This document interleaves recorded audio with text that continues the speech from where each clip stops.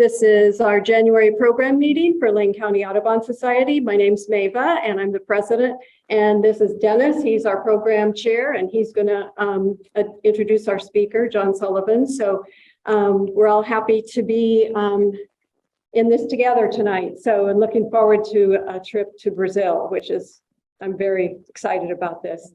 One thing I wanted to mention is in the back of the room tonight, we have Alan Contreras and Vera Thompson, and they are selling their books. See if this comes up for people on the Zoom. A history of Oregon ornithology. I know it's a little funky, wasn't it? So there, it doesn't do it justice. It's a beautiful picture and a beautiful cover, and I think it's going to be a wonderful book, and I'm going to buy this copy. So they handed it to me so that I could use it for a demo. So you can look forward to seeing that book in the future, and we'll hear more about that later. I know Alan's going to be doing some programs around the state about the book. We still have more people coming in the room. We have about 30 people, I'd say, in the room tonight. So that's really great. Welcome. I'll let Dennis launch our speaker. Okay, thank you, Mava. Before I introduce tonight's speaker, I want to tell you a little bit about next month. Next month, right here, we're going to have Joe Mall. He is the executive director of the Mackenzie River Trust. The Mackenzie River Trust has been taking care of the rivers in our area for about 20 years now. And they have just recently taken over the property that was the Nature Conservancy's land north of Mount Pisgah, called the Confluence property.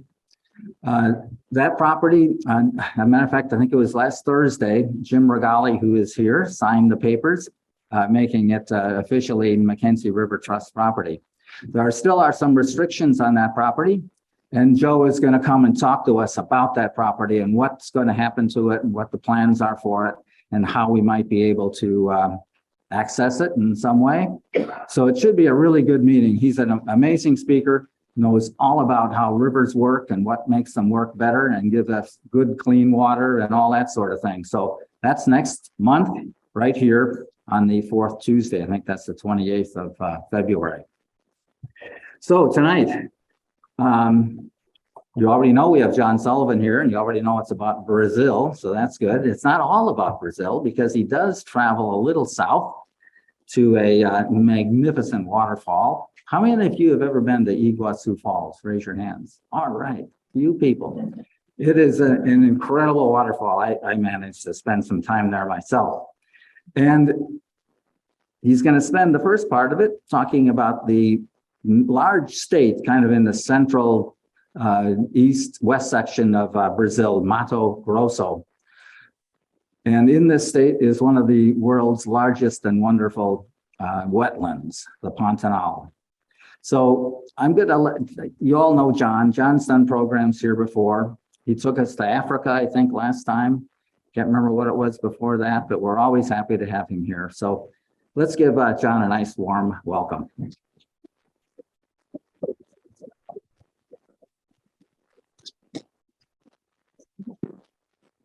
Thanks, Dennis. Hello, everyone. Thanks for coming out tonight. See our Brazil trip.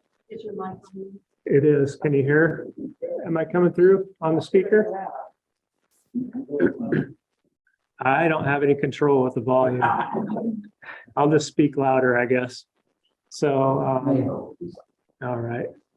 So last summer in August of 2022, my wife Laura and I, along with my mom and a group of birders with the Wings Birding Tour, led by the fabulous Rich Hoyer, traveled to the state of Mato Grosso in Brazil. And we also did a post-trip extension to Iguazu Falls, which is right here. But the bulk of the trip was in the state of Mato Grosso. And the tour was based out of the capital city of Cuiabá, which is in the exact geographic center of South America. Oops, let's see if I can, there we go. So the state of Mato Grosso is a big state. That's a little bit over 3 times the size of Oregon. And there are basically 3 ecoregions. There is the Pantanal. That's down here in the gray. And then the northern half of the state is Amazonia, or the Amazon rainforest. And this yellow across the central part of the state is the Cerrado, which is basically tropical savanna. So Laura and I and my mom arrived a day early, and so we had a few hours the day before the tour started to bird around town a little bit. So this is a pair of white woodpeckers at their nest cavity in someone's yard next to the hotel. Some other birds we encountered are purple-throated euphonia is here, and variable oriole, and peach-fronted parakeet. And Laura spotted this little ferruginous pygmy owl in a bush in a tree in someone's yard was being mobbed by a flock of passerines. This is a rufous hornero. It's a common bird around town. And horneros are most well known for these incredible nests that they build. It's an adobe dome structure about volleyball size. And they're all over town. They can build multiple nests at a time, and they rarely reuse a nest. So there's all these old nests that are important for other wildlife to use for nesting structures and shelter. This is a pair of green barred woodpeckers. It wasn't until the very last day of the trip that we actually got to add this bird to the official trip list, because it wasn't seen again until the very last day of the trip. So here we go. This is our group heading down to the Pantanal. The Trans-Pantanera is a 75-mile dirt road that crosses 120 rickety wooden bridges to get down to the Iguazu River in the heart of the Pantanal. Oh, there's a hornero nest right there, right on that side.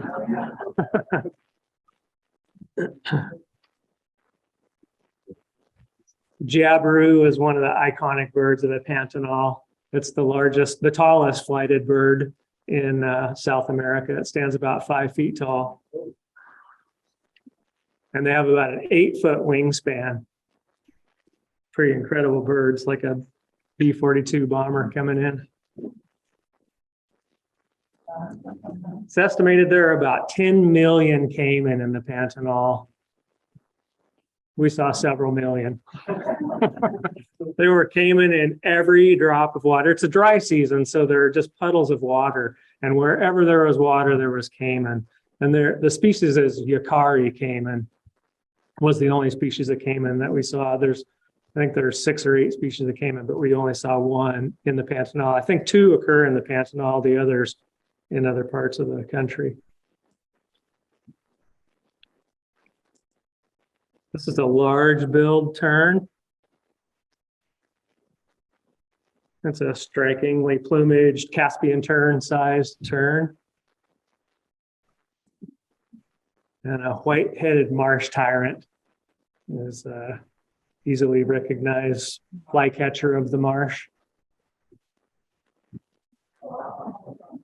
These are Guira cuckoos. They're a colonial species or gregarious species of cuckoo, and they travel in flocks of up to 20. We saw a dozen or 15 at a time, multiple times. And this was one of the main reasons we went on this trip, was to see jaguar. And we knew we had a good chance. Rich, I think, is 10 out of 10 trips or something like that, seeing jaguars.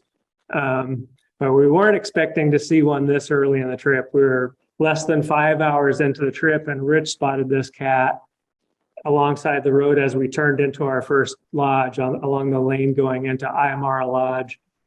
And we found out later that this is it's a young female that was just photographed and named about 2 weeks earlier. and the researchers named her Nana. The jaguars can be recognized, individuals can be recognized by the unique pattern of spots on their face. This big moth is called a black witch, was on one of the windows of the lodge when we got there. Turquoise fronted parrots were common around the lodge grounds. And Ayamara Lodge had its own nesting pair of hyacinth macaws. Hyacinth macaws are the largest flighted parrot species in the world and one of the most striking. They don't have any trouble getting into these rock hard palm nuts with that massive, powerful bill. This is a black-fronted nunbird doing his best American bittern impersonation. It's such a bizarre photo. I think most birds probably look like that if you see this perspective, but you don't usually see a bird underneath like this. That's what he looks like in profile.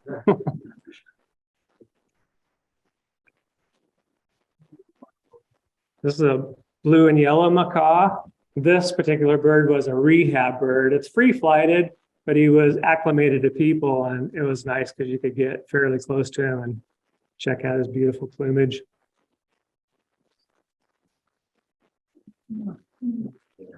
There's a black vulture crashing the crested caracara pool party. And this is not a composite either. That's just one photo. So check out the faces of the caracaras. There's 2 orange and 2 pink. The orange faces are adults and the pink faces are juvenile birds or young birds. And their leg colors are different too.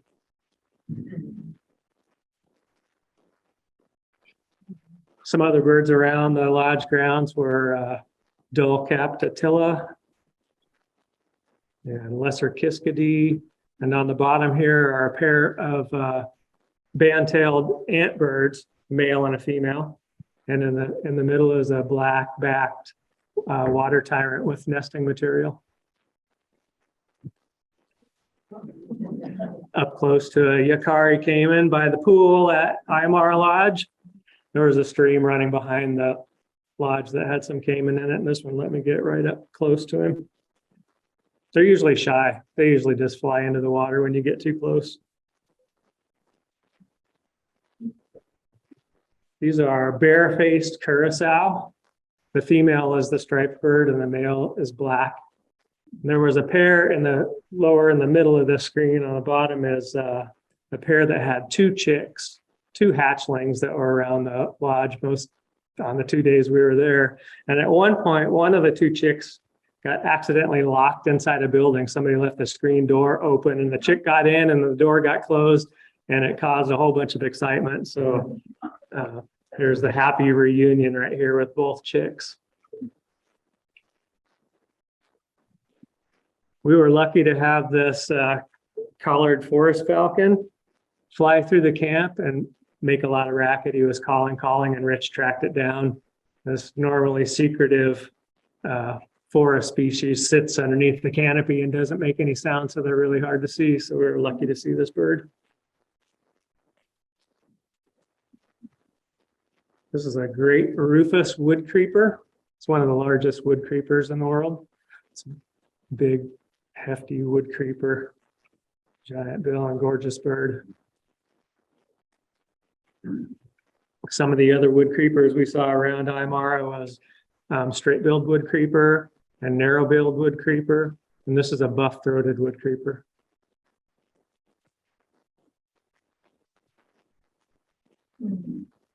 This is a white-throated piping guan. Should maybe be called blue-throated piping guan. It's a turkey-sized bird, and they have this great flight display, pre-dawn flight display. They fly across the canopy, across an opening, and they vibrate their wings, and it sounds like a mechanical whirring. It's the most bizarre sound. It's a really cool thing. Some other birds around Ayamara were green-backed Picard and helmeted manakin And this is Planalto slaty ant shrike.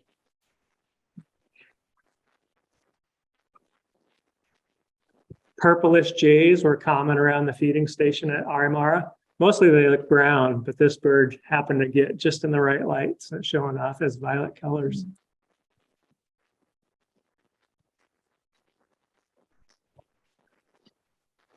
This is a great black hawk that flushed off the side of the road as we continued south on the Trans-Pantanal down to Porta Joffre and the end of the road into the Pantanal. It's a large raptor.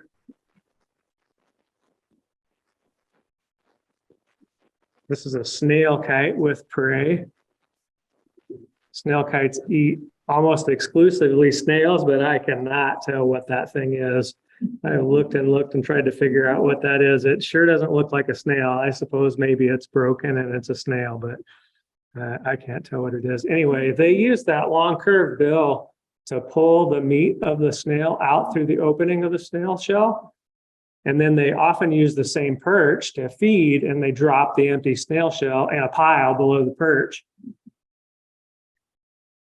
And limpkins are also a snail eater. They eat almost exclusively snails, and they do the same thing. They eat their snails on a preferred perch and drop their snails in a pile. But limpkins, instead of pulling the meat out through the opening of the snail, they poke a hole in the side and pull the meat out through the side of the snail shell that they've broken into. So if you find a pile of snail shells, you can look at it and see whose it is, if it's a limpkin or a snail kite.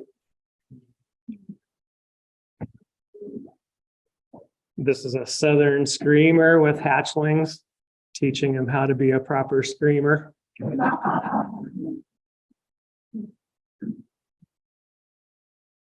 And here's some happy birders heading out on the Kiabar River. Some of you might know Tim Shelmerdine here in the front. It's another Oregonian that was on the trip with us.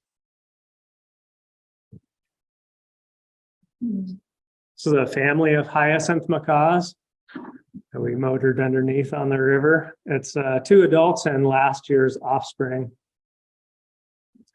The adults actually copulated there with their kids sitting right next to them.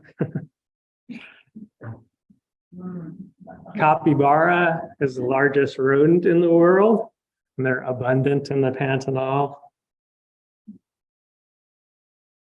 This is a capybarette.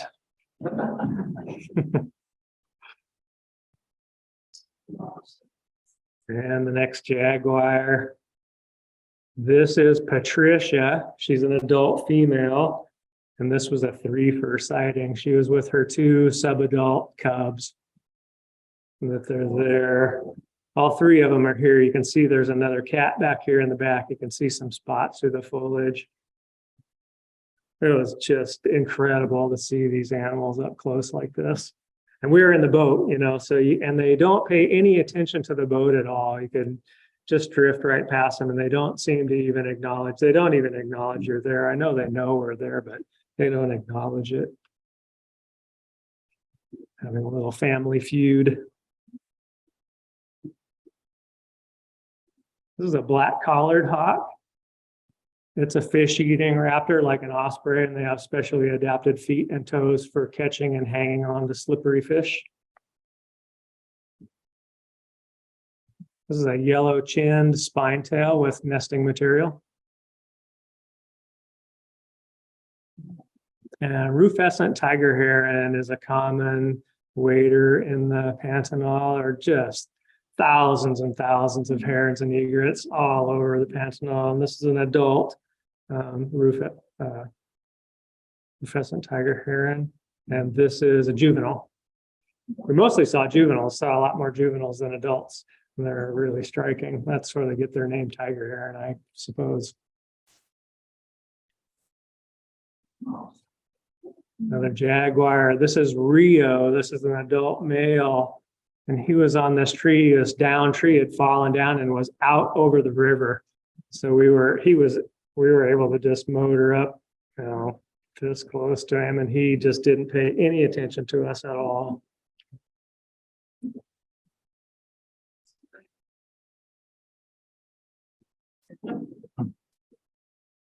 he knows we were there and he was getting bored with us. We stuck around for half an hour or 45 minutes until he finally had enough. He was down for the count. So we decided to move on.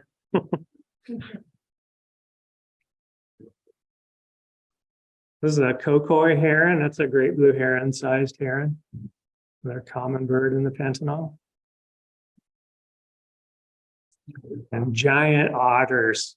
We saw lots of giant otters and they were really awesome. They're so dynamic and playful and just always moving, a lot of action and fishing, incredible fishers, always catching fish and chowing down. It's amazing they could catch these fish in that murky water, but they have no problem with that. So each otter has a unique pattern on their chest that the researchers can identify individuals by that unique pattern on their chest. There's another one that's showing a different pattern. The roseate spoonbills.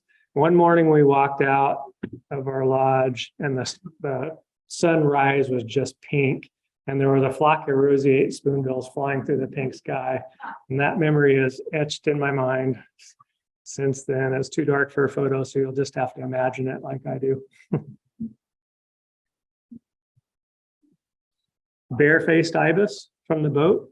A lot of birds are a lot easier to approach from the boat, I think, than if you're on foot. Yeah, got close to lots of good birds. These are black-capped Donacobius. They duets. This pair is doing this tail wagging, bobbing duet. There's a series of photos of the pair. I don't know if that photo works very well or not. Gives you a little bit of vertigo. What's that? What time of year was it? It was in August.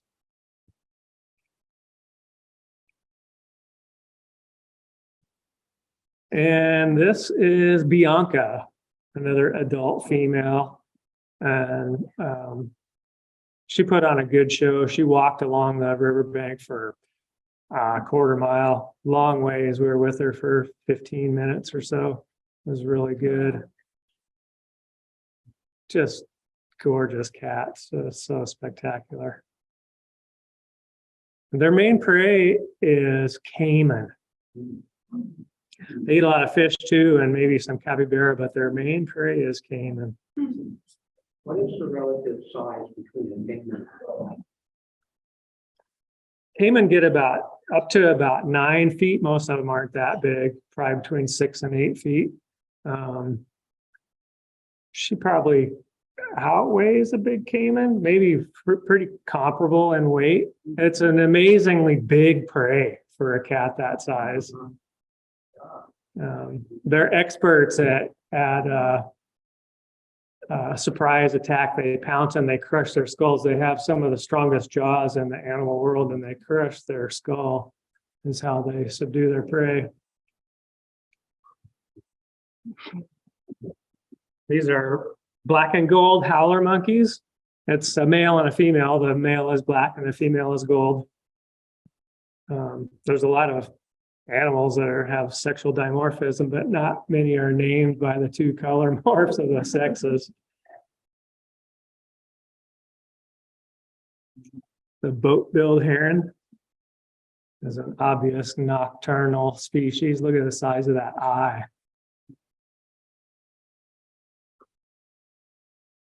And this guy's fishing for bait. That's bait to use for catfish and pacu and some of the bigger river fish that the lodges serve for supper. So the Yukari caiman aren't a threat. They're shy and will retreat, when any humans come around. But still nobody wanted to go wading.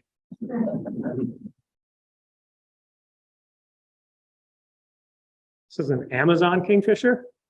Looks a lot like a green kingfisher, but it's missing the white spots on the wing, and it's got a proportionally large bill. As I can tell, it's an Amazon instead of a green kingfisher. This is green kingfisher. See the spots on his wing?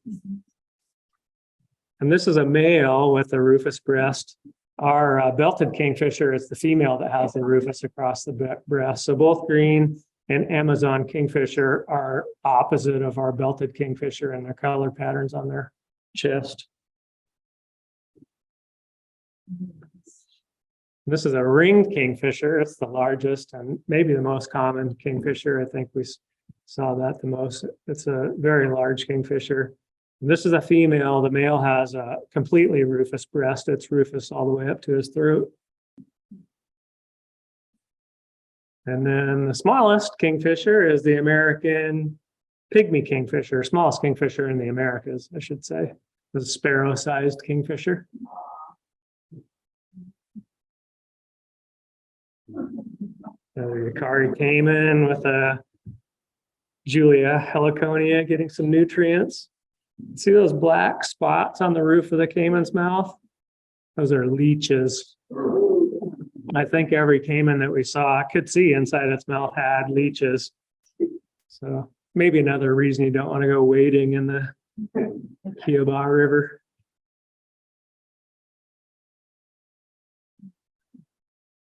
This is a sun bittern. Rich says, you know, it's a good trip when you see more sun bitterns than house sparrows.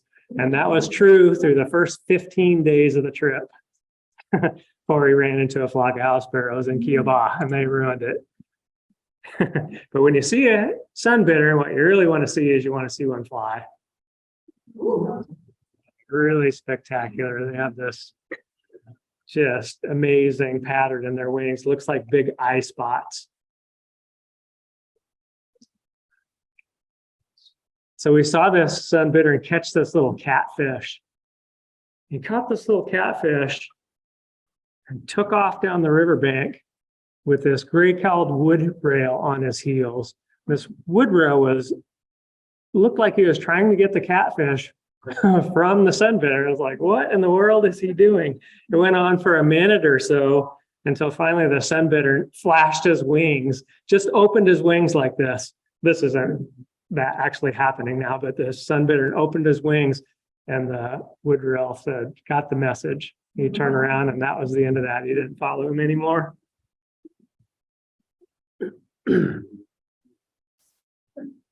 This is Hayes. This is a young male jaguar that Laura spotted. Was far down the riverbank when Laura spotted him. We got up close to him and he ran down the river and drank and sat there for a while before he moved off into the dense vegetation. We saw 10 jaguars total on this trip. Pretty amazing. There's happy birders returning to the lodge at sunset. So most nights, maybe every night, we went out for a night hike after dinner. And on this night, tropical screech owl was one of the prizes. And this little snake is a little 10-inch foot-long snake, sometimes called a Bolivian snail eater. This is just on the entrance road to the lodge. And the next morning on that same entrance road, right about where that snake was, is an undulated tinamou. We heard undulated tinamoos all day, every day when we were down there, but I think this was the only one we saw. I know it's the only one I got a photo of. It ran across the road at first light in the morning. Tinamous are secretive species and you don't see them very often, but hear them. More giant otters showing their breast patterns. Some of them have clear breasts like these on top, but they have a unique outside border to their chest. They're 5 feet. They're big. Same as Vera.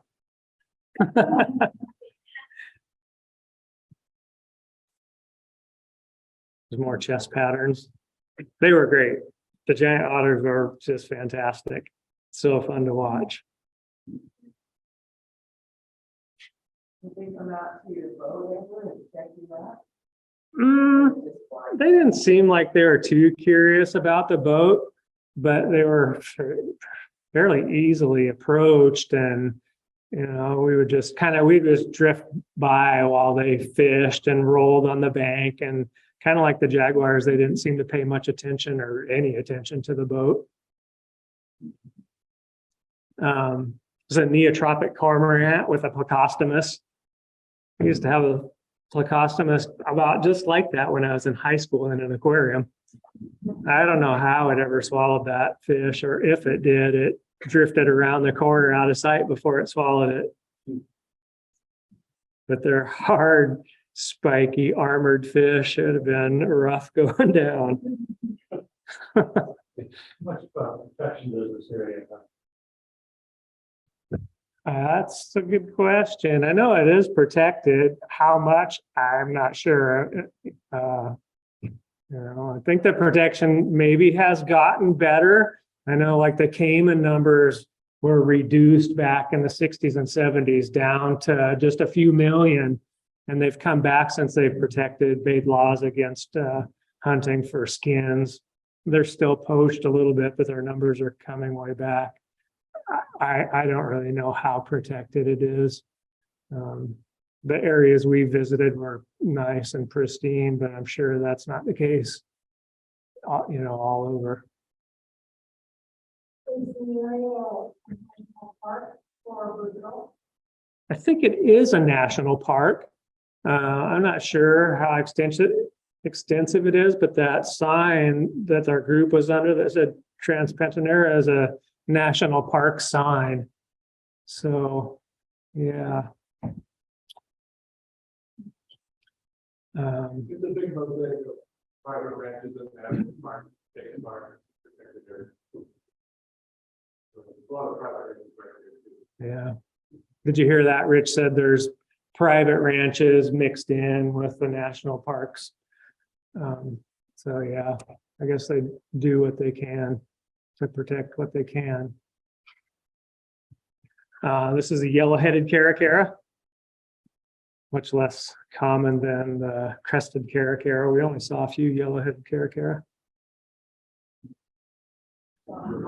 This was the most common toucan species of the trip, is Toko toucan.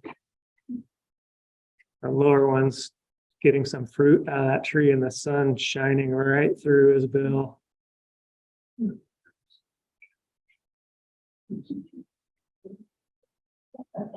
Now we're heading back north on the Trans-Pantanal with the domestic water buffalo roadblock. Yeah.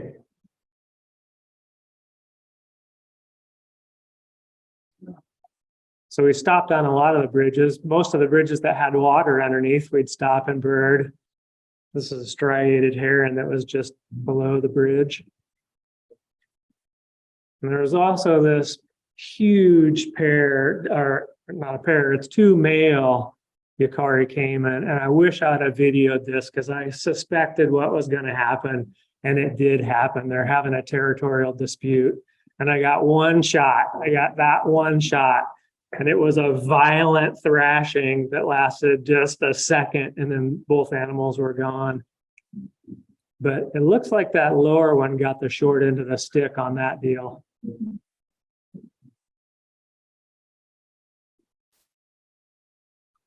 This is a lesser yellow-headed vulture. There's lesser and greater yellow-headed vultures.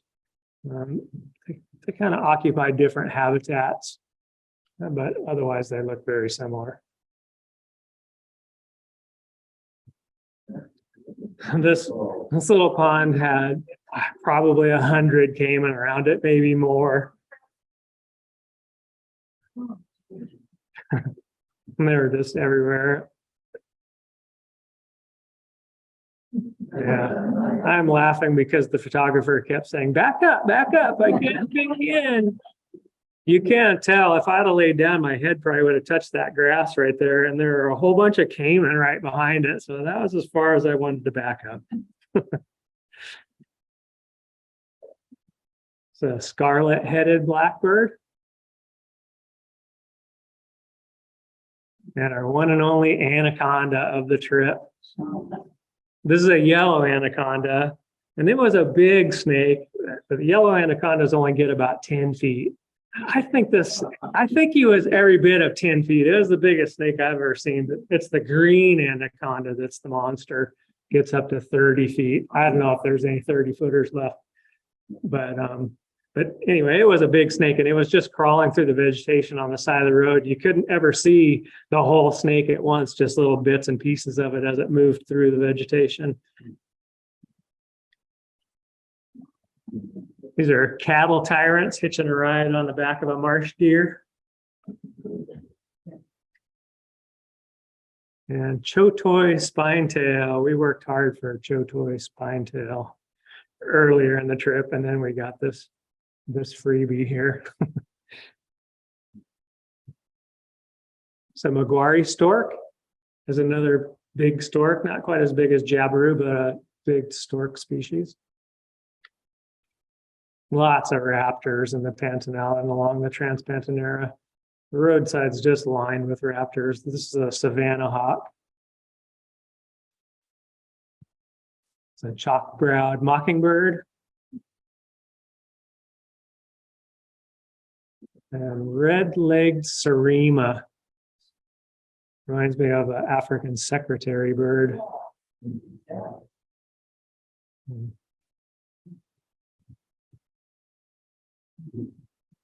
And this is the tallest and heaviest bird in South America, is the greater rhea. That's a male displaying to a female out in a dry lake bed. We were, what, quarter mile away or maybe even further than that, and you could feel the boom. It's this really deep resonating boom. That's a great sound. Black-bellied ant wren, a secretive skulker. Rich pished out of the bushes for us. This is the last shot of the Pantanal. It's a little bit out of order. This was in the south end of the Pantanal, but I put it here because from here we fly up to Alta Floresta in the north part of the state and go to Christalino Jungle Lodge. But when we flew into Alta Floresta, it was raining and there were dozens of Nakunda nighthawks flying around the runway and around the airport grounds. It's a really cool sight.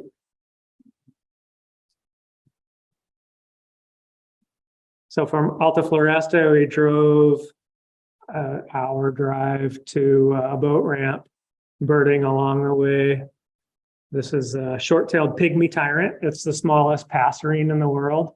And it happened to be nesting there on the side of the road. We saw it fly to his nest, look like an insect flying across the road to his nest. I'm sure we saw insects that were bigger than this bird on this trip, like some of the cicadas.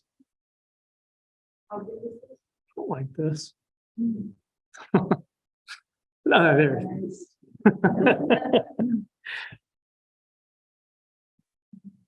So this is on the boat to the lodge. It's a half-hour boat ride down the Telespires River and then turn up the Christalino River to the Christalino Jungle Lodge in a roadless area. Just a spectacular setting in the Amazon rainforest. There's a green and rufous kingfisher. A razor-billed curassow. And here we are birding behind Christalino Lodge, and this granite outcropping behind the lodge was the vegetation on this big granite outcropping is sparser vegetation and not as tall as most of the surrounding rainforest. So it was great birding here. It was a little easier to see the birds in this place. We showed these slides to a friend, a non-birding friend recently, and she said, "It looks like you're wearing uniforms." Yep, that's our birding uniforms. That's pretty much what we look like when we go birding. Black-eared fairy feeding on, I don't know what kind of flower that is. It's a pretty bizarre flowering tree with some wasps on the flower too.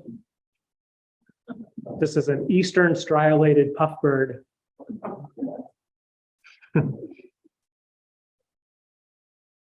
Another great wood creeper species. This is a curve-billed scythebill.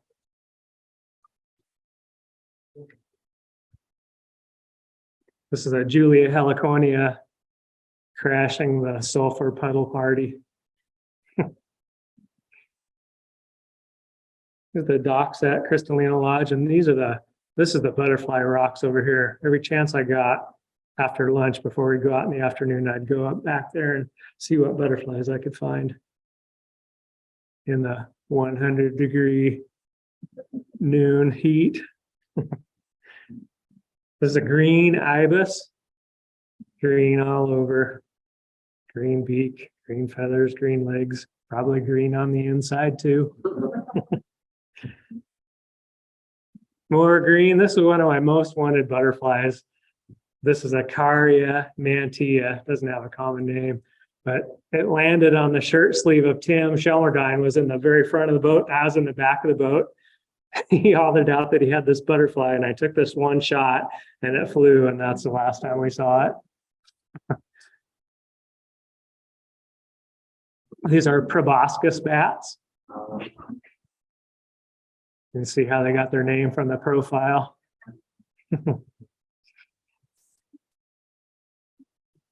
Some more butterflies. This is a yellow-rimmed 88, a black margin, blue patch, black margin, black spotted blue patch. Try that again. A dagger wing and a Jamadia species. Can't identify that one, the species. They all look the same, about 6 of them. There's an Amazon beauty and Julia heliconia. This is a sap-winged bat, was roosting on the wall of the lodge. Different than the proboscis bat. So several different bat species. South American tapir. He's smelling is why he's curling up his lip. It aids in their smelling. I don't know if he likes what he smells or not when he's smelling us there. A channel-billed toucan. Looks a lot like white-throated toucan, almost identical. Has a different shaped and sized bill. Is about the only way to tell those two species apart. And voice. They sound quite different. We encountered this troop of 6 or 8 or maybe 10 white-cheeked spider monkeys that did not like us walking down the trail. They were hooping and hollering and shaking the branches. There was twigs and leaves raining down on us. There's a baby on board there too, if you didn't see that right here. There's another one with baby on board.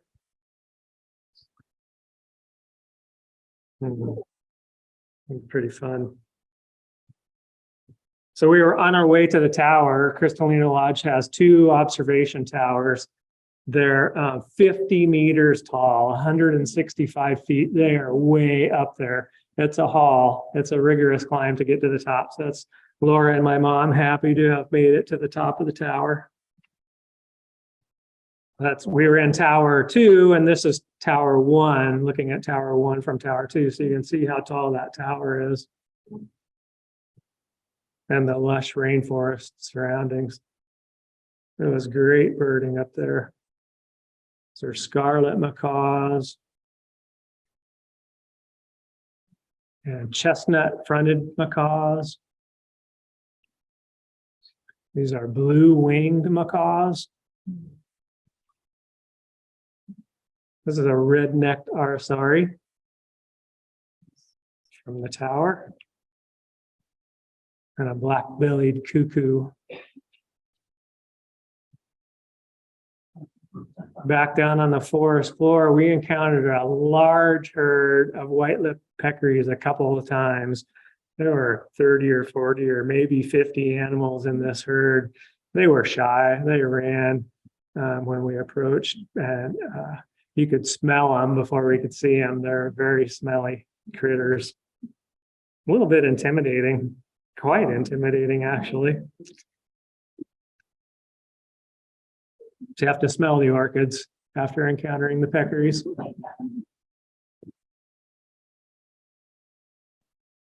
This is a common morpho in the peccary wallow.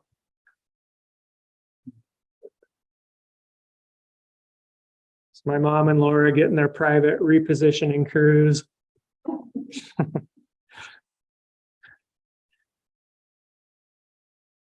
And this is a different caiman species. This is spectacled caiman. You can tell easy way to tell this two species apart is if you can see their lower jaw. Yukari caiman has spots on his lower jaw. Spectacled does not. They have some bony ridges above their eye, I guess is why they named them spectacled. They don't look a whole lot different than Yukari, really, in their way their eye shape is. This is brown capuchin. Pretty big baby on the back of mama there. The South American spotted skink. This was in a blind with a water feature. This was one of our prizes. It was late afternoon and it was dark. It was really hard to photograph, and did get a few okay shots of this bird. It's a bare-eyed ant bird. It's one of the few actually Brazilian endemics that we saw on the trip. And this is a snow-capped manakin. Nice male. And on another night walk, there's a buff-bellied screech owl. And a totally bizarre long-nosed weevil. Look at his antennae are halfway out on his proboscis, and he's got those bizarre wiry hairs coming off of his body. It's a strange insect. It's a big spider, as big as my hand, maybe even bigger, a little bigger. This was one of Rich's magic tricks. Rich heard this owl. There was only 4 of us and Rich on this night hike, and Rich heard the owl, and Laura and I couldn't hear the owl at all. And Rich says, "It's down this way." He hears it again, and we still can't hear it. And then finally, Laura and I finally heard the owl. They had this, just a single note, just one, ooh, this deep one note. And we finally heard it. Rich says, "It's right here." And he shined straight up and shined right on the owl like magic.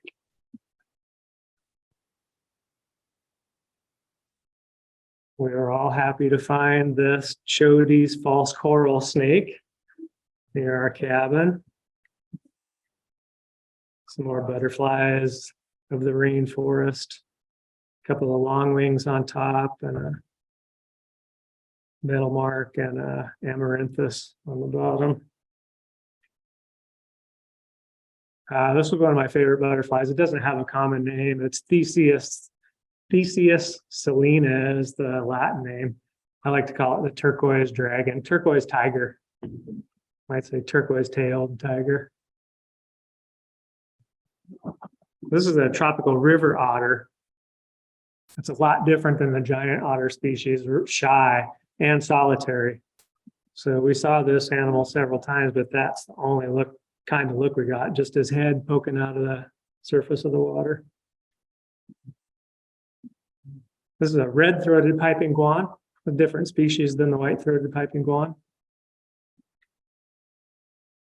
And capped heron, a gorgeous medium-sized heron of the tropics. On our last night at Christalino, we did a boat tour at night, and someone spotlighted this great potu as it flew over the river, over the boat. Or a South American tapir on the riverbank at night. So on the drive back to Alta Floresta from Christalino, we encountered this great tanager flock that had probably had 25 species in it. These are just a few. There's a paradise tanager here, and a masked tanager, and a turquoise tanager. This is a pearl kite. This is a small kite, like kestrel-sized kite, a little bit Merlin size, with a small lizard prey. Gray-lined hawk.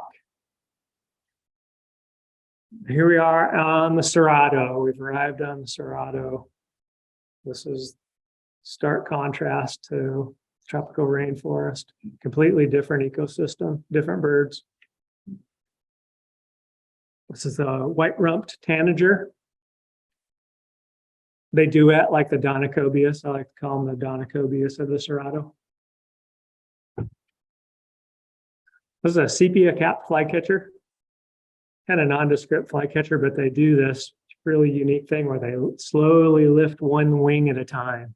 It's a really strange thing for a bird to do. Barred ant shrike. This is a choppy blackbird. It's unique in the blackbird family that they're a cavity nester. They nest in old woodpecker holes and old termite mounds and maybe hornauer nests. I don't know about that. They might. This is Sayaka tanager with a bit of fruit. And a pale-breasted thrush stepped into the sunbeam to light up that bright red eye. Lava lizard on the fence. These are spear-nosed bats roosting under the eave of the lodge. Let's see the shape of their nose. Let me try this zoom in. Oops, hope that didn't work. I don't know how I did that before. Zoomed in. Oh well. This was our prize of the night hike on this night, is a striped owl. And a cliff flycatcher. We spent about 45 minutes looking for this bird on these grassy slopes. We tried in 2 different locations and we'd given up. We'd thrown in the towel, we were heading back up the hill, and Rich heard one tiny little chip. I know Rich was the only person that heard this chip. He heard it and he said, "That's it." He played it and this bird flew in and landed about 30 feet from us, this striking male blue finch. It's a brown jacamar. There's a series of doing a pair bonding, passing a meal but from one to the other. This is the Argentine black and white tegu. That's the largest tegu species. They get about 4.5 feet. It's a big lizard. I think this this lizard was every bit of 4.5 feet long too. He was big. It's a great ant shrike, looking through one tiny little window in the bush that he was in. Had a flock of about 50 white-collared swifts. Most of them were far away, but a few of them came close enough for a photo. So the curl-crested jay is the jay of the Cerrado. These are swallow-tailed kites. There was a flock of 7 who were migrating birds. It's a white-eared puffbird. And a little nightjar. This is a lettered arisari. Looks like hieroglyphs painted on his bill. This is a red cracker. Has red on the hind wing of the on the underside of the hind wing. Rufous-browed pepper shrike. This is a southern lapwing, showing all its colors. And this was Laura's prize. It's a South American or tropical rattlesnake. She was the only one to see this snake. She tried to text and WhatsApp, and she had to leave the snake in order to get her messages to go. And when Rich and I finally got the messages and ran down there, the snake was gone. Laura got to see it, and she got some good pictures with her phone. Those are her pictures with her phone. Back in Kiaba, this is a yellow chevron parakeet doing his best to polish off that mango. Got ways to go still. It's a red-shouldered macaw doing some acrobatics. And blue-crowned trogon.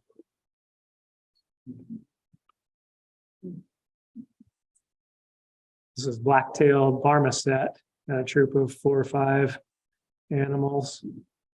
We just had a few hours on our last day in Kiaba before we flew down to Iguazu Falls. A high-flying marmoset.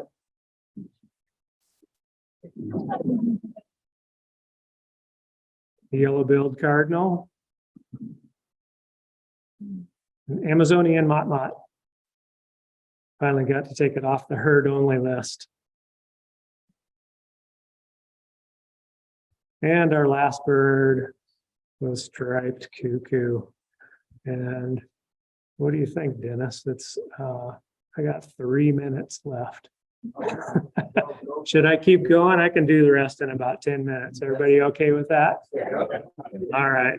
Okay, so we're gonna head down to Iguazu Falls, which is right here in this little hook of Argentina. And Rich didn't go with us on this trip. We had a new guide, Kishin, as an Argentinian birder. But he was a great guy. We had a lot of fun with Kishin also. This is a red-rumped cacique.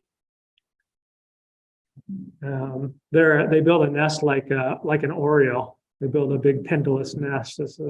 He's building his nest in a palm frond. These are guira tanagers, males and females. And this is one of my favorite birds of the trip. It's called a green-headed tanager. It should be called, technicolored tanager or rainbow tanager or psychedelic tanager, but it's green-headed tanager. This is chestnut-bellied euphonia and blue dacnus. So there was a strong cold front came through the day before we arrived, and it got down below freezing. So we went from 100 degrees to 30 degrees overnight. So we all had on every stitch of clothes that we had. But the upside to that was there was hardly anybody there. So the boardwalk was clear. Kishin said, normally this boardwalk is just packed shoulder to shoulder. And so you can't stop on the boardwalk to see these giant catfish. These are Iguazu catfish. It's an endangered endemic species that occurs only right there. How big are It's big, like 4 feet. I don't know, he was big. And the falls are very impressive.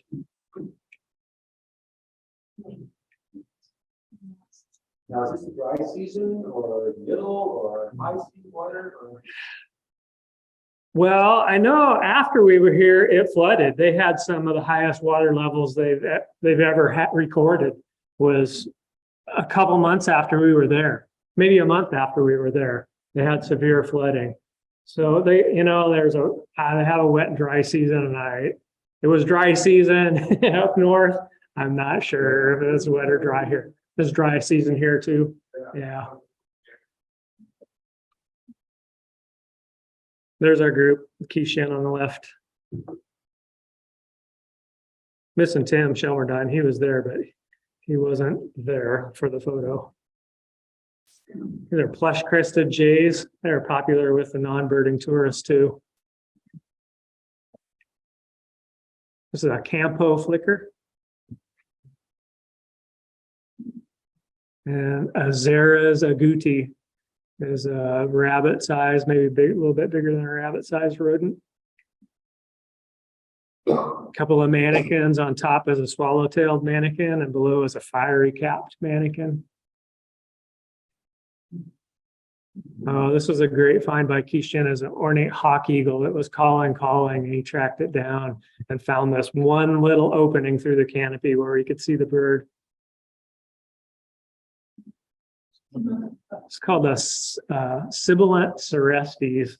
Has a little piece of plastic, like from a plastic bag, I think he was going to use for nesting material, possibly. So Rufus capped motmot.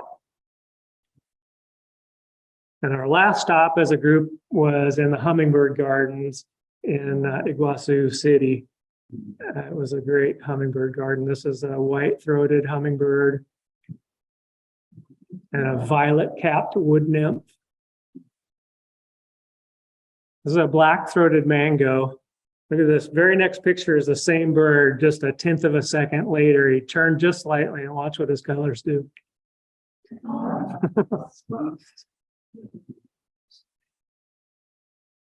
This is a gilded hummingbird. His tail is gilded in gold.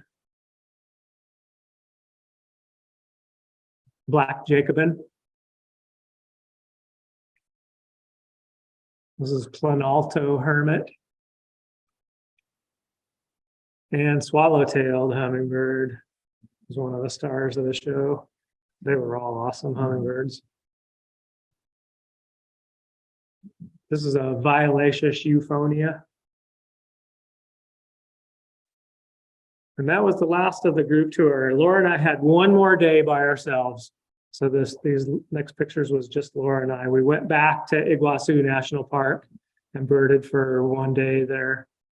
This is a versicolored emerald up here, and magpie tanager, and this is ochre-breasted foliage gleaner. We added 4 new species to the trip list. This was one of them, white-necked thrush. This is red-crowned tanager, and a pair of swallow tanagers, blue male and green female. This is spot-backed ant shrike. This was a new species for the trip for us. Suracua trogon, we found a nesting cavity, found a pair going. This male was going in and out of a nest hole, and the female was there too. This is called band-tailed mannequin, another bad name, should be nuclear meltdown mannequin or something like that. And our last new birds of the trip was plain-winged wood creeper and plain xenops. Plain xenops got that cricket before I could get a photo and get it into iNaturalist. And that's it.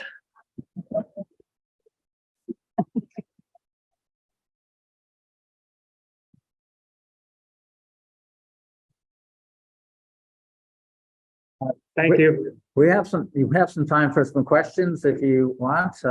One back here. Sure. So all of those jaguars all seem to be really comfortable with all the people that I've been to other countries where they have, like leopards. You can't see those damn things. Right. They don't want to be seen. Right. I know. People coming by. Were they acclimated to people coming by is the question. They didn't even seem like they acknowledged the boats. And it's a pretty recent thing. I think it's within the last 20 years that they've discovered these cats. They're, maybe they've known that the cats are there longer, but it's only been about 20 years that tourists have actually been going there to see the jaguars. And they just don't pay any attention to the boats. Yeah. Oh, right. Okay, right here. How many, 3 weeks. how many days? 3 weeks. 3 weeks. Okay. Yeah. Go ahead. Back. No. Question about river dolphins. No river dolphins. No. That would have been good. Yeah, but what no. percentage of the time that now were you on water? How often were you on We water? went out every day, twice a day. So we'd go out there first thing in the morning and then come back for lunch and go out in the afternoon. Yeah. So we were down there for 3 days, right? And we went three days, 2 full days. We could have stayed in any one of these 4 places for a month. Easy. Okay, one more question. Can you give us a ballpark figure of what you spent on that trip? How much it What cost? did the trip cost? Is the question. The airline, all these, You can look at the Wings website and see how much the trips cost. Yeah.